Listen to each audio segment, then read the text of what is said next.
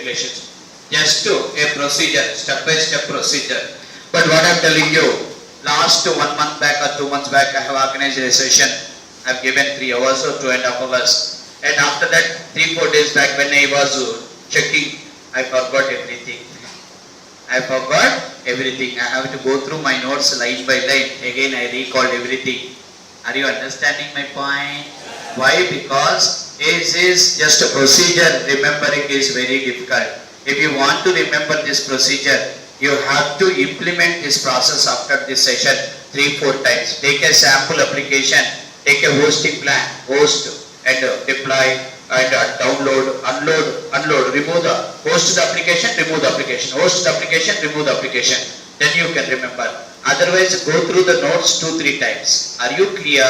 So, 2 ways we can go. Number 1, I will give you the flow. My explanation I'll show you in projector, not giving any notes. If you are interested, you can record the running notes. That is one procedure. Second procedure is explaining and giving the clear steps with each and every point. You want first or second?